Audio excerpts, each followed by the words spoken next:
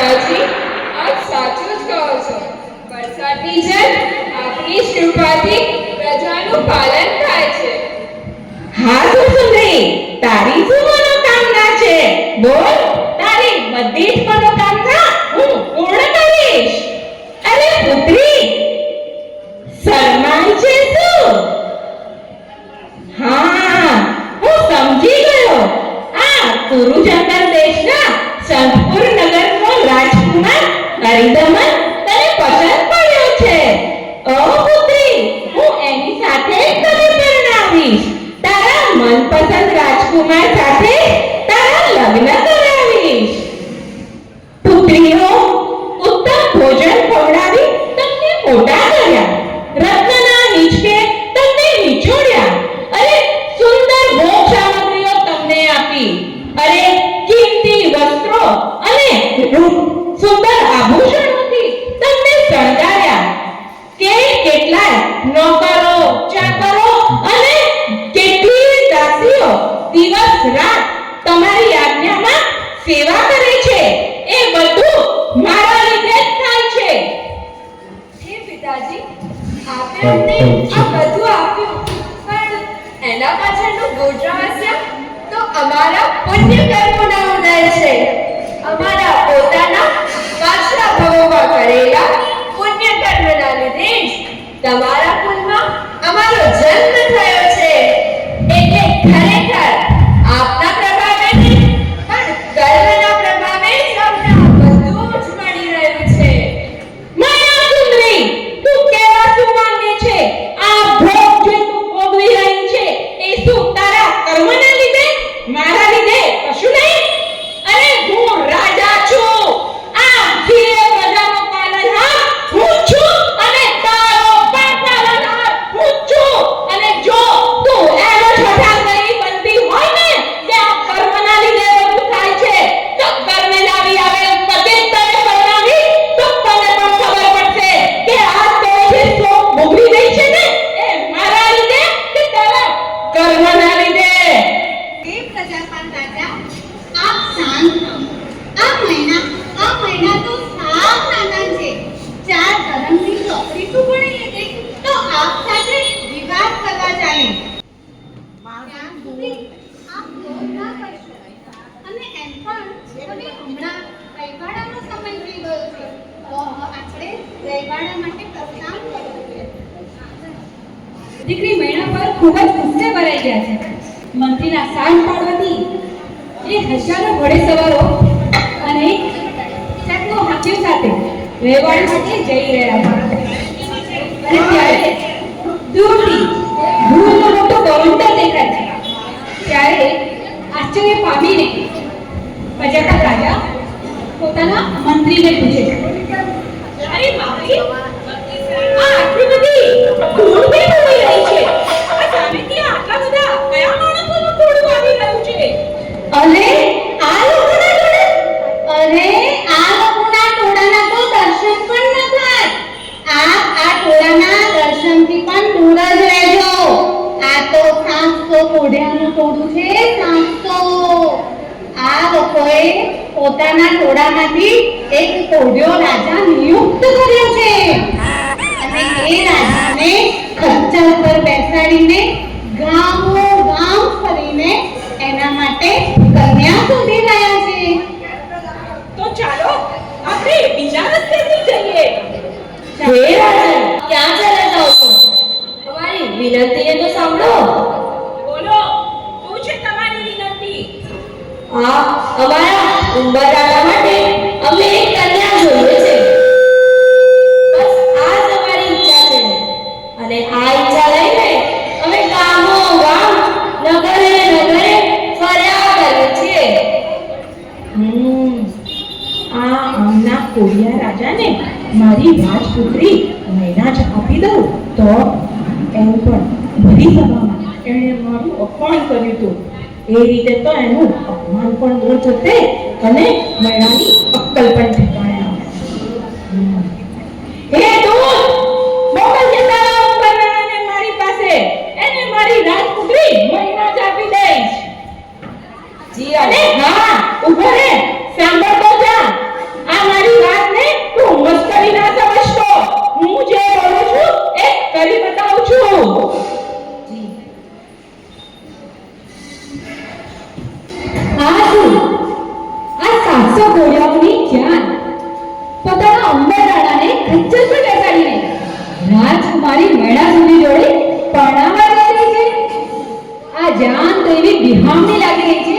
જાણે કે ભૂત પ્રેત પિશાચ નૃત્ય કરતા હોય.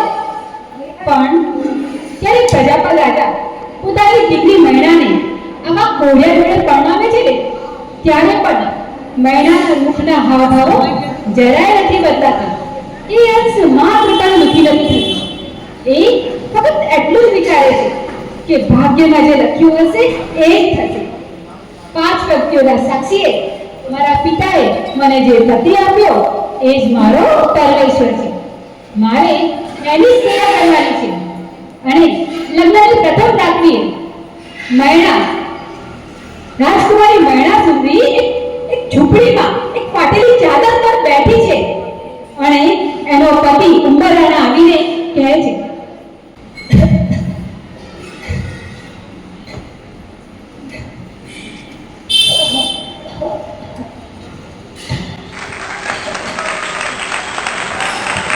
હે રાજકુમારી, મેં તમારા પિતાજીને ઘણું સમજાવ્યું કે આ જોડીનો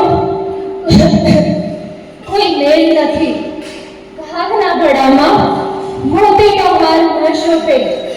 મારા જેવા કોડિયાને આવી સુંદર રૂપવતી કન્યા ન અપાય.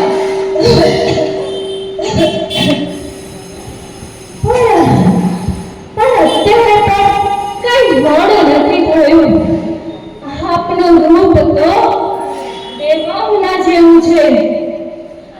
આ કંચન વર્ણી કાંટા મારા સંપર્કથી નષ્ટ થઈ જશે. કૃપયા આપ આપના પિતા પાસે જઈને માફી માંગી લો અને આપને યોગ્ય કોઈ બીજા સુંદર રાજકુમાર જોડે પરણી જાઓ.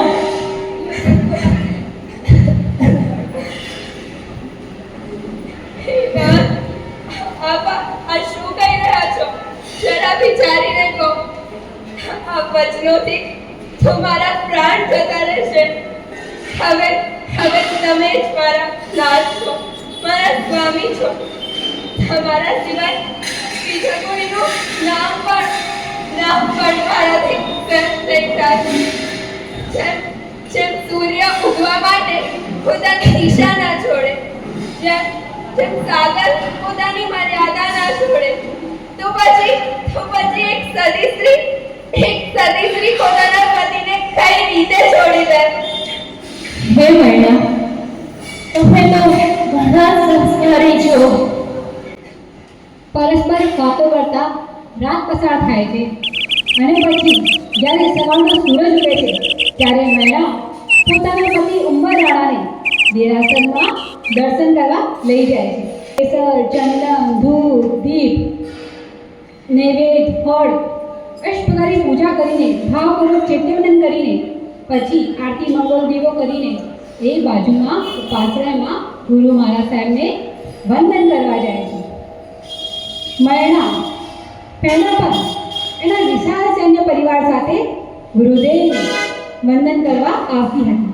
પણ આજે તો એ એકલી પતિ જોડે એકલી જ આવી છે. ગુરુદેવ એને પૂછે છે ત્યારે મૈણા કહે છે, આપ દરેક અર્થનું રહસ્ય જાણો છો, પણ આ જગત એક રહસ્યને પામી નથી શકતું, જેના કારણે જગતમાં સત્ય ધર્મ એટલે કે જૈન ધર્મની નિંદા થઈ રહી છે. અને મને બસ આ જ વાતનું દુઃખ છે. ગુરુદેવ કહે છે કે મૈણા, આ જગત કર્મ સિદ્ધાંતને નથી માનતું, પણ તારા કારણે એ કર્મ સિદ્ધાંતને સ્વીકારશે અને આ જગતમાં જૈન ધર્મની શોભામાં અભિવૃદ્ધિ થશે. હે મૈણા, તારો આ પતિ ઉત્તમ પુરુષ છે. હું એના આ રોગને શાંત કરવા માટે તને એક ચમત્કારિક મહાયંત્ર આપું છું. મહાયંત્રમાં અર્યંત અને સિદ્ધ એ દેવ તત્વ છે, આચાર્ય, ઉપાધ્યાય અને સાધુ એ ગુરુ તત્વ છે, દર્શન, જ્ઞાન, ચારિત્ર અને તપ આ ધર્મ તત્વ છે. આ સિદ્ધ ચક્રથી યંત્ર એ જે પણ એની શુદ્ધ મન વચન કાયાથી સેવા ભક્તિ કરે છે એનો ભવનો દુઃખનો નાશ થાય છે, સર્વ રોગો મટી જાય છે. આ ભવે, પર ભવે અને એ અનેકો ગણો સુખોને પામતો છેવટે મોક્ષનો પરમ સુખને પામે છે. આ સિદ્ધ ચક્રજી યંત્રના આરાધનાથી તમારા સર્વ મહારથો પૂર્ણ થાવ. શ્રીપાલ અને મૈણા સાધર્મ્ય જોડે ત્યાં રહીને આયનબેન તપ કરે છે, નવપદની ઓળી કરે છે, સિદ્ધ ચક્રજીની આરાધના કરે છે. આપણે બધા સાધર્મ્ય ભક્તિ કરીએ છીએ ને? ખબર નહીં આપણી સાધર્મ્ય ભક્તિમાં જે આપણે જેની ભક્તિ કરીએ છીએ એમાંથી કોણ શ્રીપાલ અને મૈણા હશે. એટલે સાધર્મ્ય ભક્તિ ક્યારે પણ કરવાનું છૂટતા નહીં. ખાલી પાર્થના ભગવાનના નામમાં કેટલી શક્તિ છે? તો અનંત ગણી શક્તિ છે. આદિનાથ ભગવાનના નામમાં, નૈમિનાથ ભગવાનના નામમાં, શાંતિનાથ ભગવાનના નામમાં, મહાવીર સ્વામીના નામમાં, એક એક પરમાત્માના નામમાં અનંત ગણી શક્તિ છે. તો 24 ભગવાનના નામમાં કેટલી શક્તિ હશે? અને ગઈ 24 આપી 24 એવી રીતે અનંત 24 બધા જ તીર્થંકર પરમાત્મા છે. અનંત પરમાત્માની શક્તિ અનંત ગણી શક્તિની જો ખાલી કેન્દ્ર પર સ્થાપિત કરવામાં આવે તો એ કેન્દ્રની શક્તિ કેવી વધી જાય. અને અનંત સિદ્ધ પરમાત્મા, અનંત પરમાત્મા પર જેમને નમન કરે એવા સિદ્ધ પરમાત્માની શક્તિ અનંત ગણી હોય છે. એ અનંત પરમાત્માના ઠીક ઉપર વિરાજમાન હોય. આચાર્ય જેમ શાસ્ત્રનો ઉન્નતિ કરાવે એવા આચાર્ય ભગવાન જે અનંત ભગવાનના ડાબી હાથની જેમ છે. એ અનંત ભગવાનની ડાબી બાજુ વિરાજમાન હોય છે. ઉપાધ્યાય ભગવાન જે જ્ઞાનની વાડીને લીલી છાપ રાખે છે એવા ઉપાધ્યાય ભગવાન અનંત ભગવાનની ઠીક નીચે છે. એમનું જ્ઞાનનો દોર એમના ઉપર રહે છે અને એ જ્ઞાનનો દોર આપણા સુધી પહોંચાડે છે. નમો લેસ સત્સંગમાં જે સાધના સાધે કે સાધુ જે સહન કરે એ સાધુ એવા સાધુ અનંત ભગવાન એકદમ નજીકમાં બેઠા છે. એવા પંચ પરમેશ્વરી અને એ સિવાય 4 ધર્મ. કોઈ દર્શન કરાવે, કોઈ અમદાવાદ દર્શન કરાવે, કોઈ દિલ્હી દર્શન કરાવે, પણ જે મોક્ષ દર્શન કરાવે ને એ છે સમ્યક દર્શન. એ મોક્ષના દર્શન એ જે રસ્તો છે એ જણાવે એ છે સમ્યક જ્ઞાન. આ રસ્તા પર કેવી રીતે ચાલવું એનું આચરણ જે બતાવે એ છે સમ્યક ચારિત્ર. અને આ મોક્ષ માર્ગ પર ચાલવાની જે શક્તિ પૂરી પાડે ને એ છે સમ્યક તપ. આ 9 પદો પ્રત્યેક પદની એટલી બધી અનંત શક્તિ છે. અને આ 9 પદને જ્યારે રેખાગણિતથી ઇન્ટરકનેક્ટ કરવામાં આવે ત્યારે એની શક્તિ અનંત ગણી વધી જાય છે. અને જે મોબાઈલ યંત્રની શક્તિ છે ને એ ખાલી એક યંત્ર છે. આ બધા જ યંત્રમાં જે મુકુટ સમાન મહાયંત્ર છે એવા શ્રી સિદ્ધ ચક્રજીની અનેક ગણી શક્તિ છે. આ શક્તિના પ્રભાવે શ્રીપાલ એક સ્થાનથી બીજા નગરમાં જઈ શકે છે. મૃત્યુ પામેલી આત્માની જય સુંદરી એ પણ ફરી જીવિત થઈ જાય છે. આ બધું જોઈશું આપણે આગળના દ્રશ્યમાં. હાલ એ બંને આયન તપ કરી રહ્યા છે અને શ્રી સિદ્ધ ચક્રજીના નમન લઈ પોતાનું શરીર પણ જ્યારે એ છાટે છે ત્યારે એનું શરીર સંપૂર્ણ મટી જાય છે. શરીર નિરોગી અને સ્વસ્થ થાય છે. શરીર તંદુરસ્ત તેજોમય અને લાવણ્યમય બની જાય છે. અને એ પ્રમાણે એ નવનજલ 700 કોડિયા પણ લગાવે છે અને બધાના જ કોંડો દૂર જાય છે. બધા સ્વસ્થ થઈને પોતાના ઘરે જતા રહે છે. નવદંપતિ ખૂબ જ ખુશ છે. એમનો સર્વ દુઃખોનો અંત આવી ગયો છે. અને એ જ્યારે ભગવાનની દર્શન કરવા, ભક્તિ કરવા જ્યારે દેરાસરમાં જઈ રહ્યા છે ત્યારે બાદમાં એમને શ્રીપાલની માં કમલપ્રભા મળે છે. મારો પુત્ર શ્રીપાલ, તું સારો થઈ ગયો. તારા માટે અવસ્થિત હું બીજા પ્રદેશમાં ગઈ હતી અને ત્યાં મારા આચાર્ય ભગવાને મને આ શુભ વાત જણાવી કે શ્રી સિદ્ધ ચક્રજીનો પ્રભાવથી તારા ભયંકર મૂળ મટી ગયા છે અને સુસંસ્કારી રાજકુમારી મૈણા સુંદરી સાથે તારો વિવાહ થઈ ગયો છે. બેટા, આજે હું ખૂબ જ ખુશ છું અને તમે બંનેના મારા ખૂબ ખૂબ આશીર્વાદ. બેટા, ચાલો આપણે દેરાસર જઈએ અને પ્રભુની ભક્તિ કરીએ.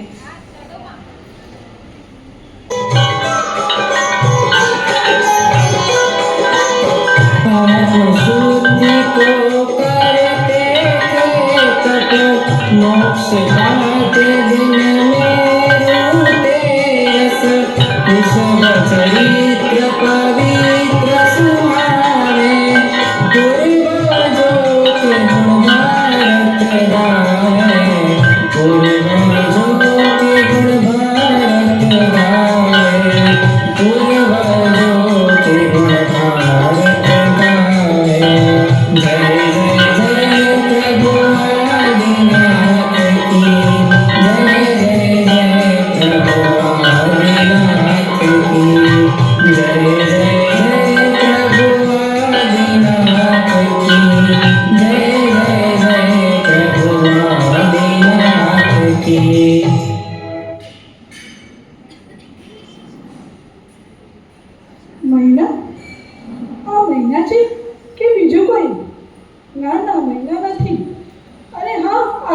અનાજ છે અને આ કોણ છે? હે ભગવાન, મારી મૈના પોતાના પતિને જાગીને બીજો વર કર્યો. હે ભગવાન, આ મારી કુકમાં જ કેમ મરી નથી ગઈ? આવી કુકુસી મને શું કામ આપી? એને મારી કુક અને કુલ બંનેને કલંકિત કર્યું છે. એના કરતાં તો હું વાલી લઈ શકતો. માં તમે ખુશ થવાને બદલે રડી કેમ રહ્યા છો? ચાલો આપણે બહાર જઈને વાત કરીએ. માં, આ તમારા જ જમાઈ છે. શ્રી સિદ્ધચક્રજીના પ્રભાવથી અમારા બધા જ દુઃખ અને દુર્ભાગ્ય મટી ગયા છે અને એ પૂર્ણતઃ નિરોગી અને સ્વસ્થ થયા છે. હા મૈના, આ મારા જમાઈ છે. સાચે શ્રી સિદ્ધચક્રની આરાધનાથી એમનું સાંભળસારી કંચનવર્ણ્ય, સુંદર, મનોહર અને નયન રમ્ય બની ગયું છે. હા માં, હવે તમારા રસોઈની તૈયારી કરીએ. સારું બેટા.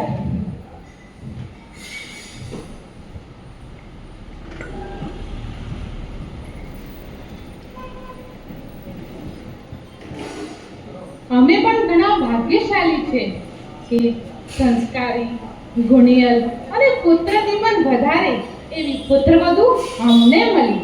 ખરેખર મૈનાના કારણે જ હવે અમે પણ જૈન ધર્મના સિદ્ધાંતોમાં વધારે દ્રઢ થયા છીએ. મને પણ સારા, કુશળ જમાઈ ભાગ્ય યોગથી મળ્યા છે. મને તમારા વંશ અને કુળ વિશે જાણવાની ઈચ્છા થઈ છે. કૃપયા કરી જણાવશો? મારા પતિ ચંપાપુરી નગરીના રાજા હતા. ખૂબ માન્યતાઓ પછી અમે પુત્ર રૂપે શ્રીપાલની પ્રાપ્તિ થઈ. પણ જ્યારે શ્રીપાલ 5 વર્ષનો હતો ત્યારે એના પિતા રાજાની શૂળ રોગથી મૃત્યુ થઈ ગઈ. પણ સ્વજનો અને મંત્રીગણના સૂચનથી માત્ર 5 વર્ષના શ્રીપાલને ચંપાપુરીના રાજા બનાવવામાં આવ્યા. થોડાક સમય પછી એના કાકા અજીતસેનની નિયત બગડી. એને રાજ પરિવારના ઘણા લોકોને છોડીને ષડયંત્ર રચ્યું. એને મારા પુત્રની વધ કરવાની યોજના બનાવી. પણ મંત્રીશ્વરને ગુપ્તચરોના મદદથી આ બધી યોજનાની જાણ થઈ ગઈ. એટલે એમને આવીને અમને કીધું કે આપ નાના રાજકુંવરને અહીંયાથી સંતાડીને કઈ દૂર લઈ જાઓ. રાજકુંવરના પ્રાણ સલામત રહેશે તો રાજ્ય તો અમે ફરીથી લઈ શકીશું. ભયંકર અંધેરી રાતમાં વાઘ, ભેડિયા અને ચિત્તાથી ઘેરાયેલા જંગલમાં મેં અને નાના રાજકુંવરે આખી રાત વિતાવી. અને જ્યારે સવારે પ્યો ફાટ્યો ત્યારે સામેથી 700 કોડિયાની ફોજ આવતી દેખાઈ દીધી. એટલે અમને હાશકારો થયો. અમે જઈને એમને વિનંતી કરી અને અમે ખચ્ચર પર બેસાડી ઉપરથી ચાદર ઢાંકી અમારા પ્રાણ બચાવ્યા. ખરેખર એ ઉપકારી કોડિયાઓ અમારા પ્રાણ તો બચાવ્યા, પણ એમના સંગથી મારા પુત્રને પણ કોઢ રોગ થઈ ગયો. પણ આજે શ્રી સિદ્ધચક્રજીના પ્રભાવથી મારો પુત્ર અને એ 700 કોડિયા બધા જ સંપૂર્ણપણે નિરોગી અને સ્વસ્થ થઈ ગયા છે. આ શું? આ ઉંબરાણા ચંપાપુરી નગરીનો રાજા હતો? એમના કુલ અને વંશ તો ઘણા મહાન છે, પણ કાલનો કોઈને નથી છૂટતો. સોનાના હિંચકા ઝૂલેલા રાજકુમારને ખચ્ચર પર બેસવું પડે છે. રત્નમણીઓના પલંગ પર આરામ કરતી રાણી કવલપ્રભાને અડધી રાતે ઘોર ભયંકર જંગલમાં ભટકવું પડે છે. જ્યારે રાજા પ્રજાપાલને ખબર પડે છે કે પોતાની દીકરી મૈણાને જે પથ્થર સમજીને આપ્યો હતો એ ખરેખર પથ્થર નથી, ચિંતામણી રત્ન હતો. પ્રજાપાલ રાજા પોતાની દીકરી અને જમાઈને પોતાના રાજમહેલમાં સન્માન કરે છે અને સન્માનપૂર્વક તેડાવે છે. રાજમહેલમાં શ્રીપાલ કુંવર સુખપૂર્વક રહેતા હોય છે અને પછી એક દિવસ ત્યારે ઉજ્જૈનની નગરીમાં એ માર્ગમાં જતા હોય છે ત્યારે બે પાણીહારી સ્ત્રીઓ આવે છે. માતા, આ સુંદર દેખાવાવાળા પુરુષ કોણ છે? લાગે છે કે કોઈ ઇન્દ્ર મહારાજા કે પછી કોઈ ચક્રવર્તી હોય. અરે ના, એ તો આપણા રાજાના જમાઈ છે. રાજાના જમાઈ?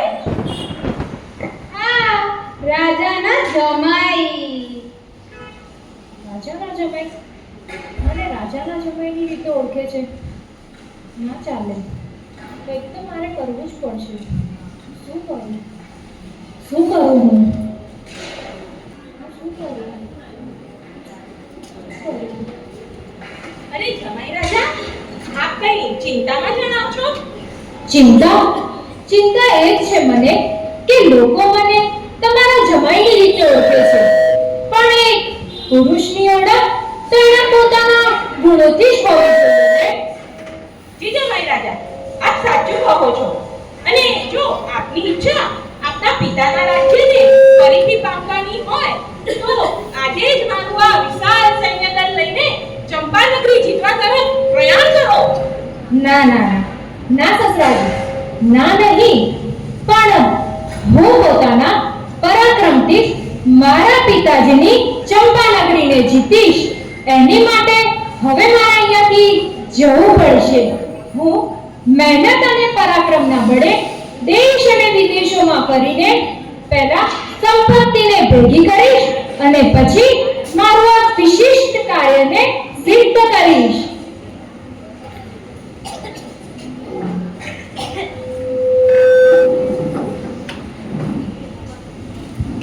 પુત્ર વિજયી થાઓ. હે નાથ, તમારા વગર હું નહીં રહી શકું. તમે મને પણ સાથે લઈ જાઓ. પરદેશમાં પગબંધન ના પોસાય. તમે અહીંયા જ રહીને માતાની સેવા કરો.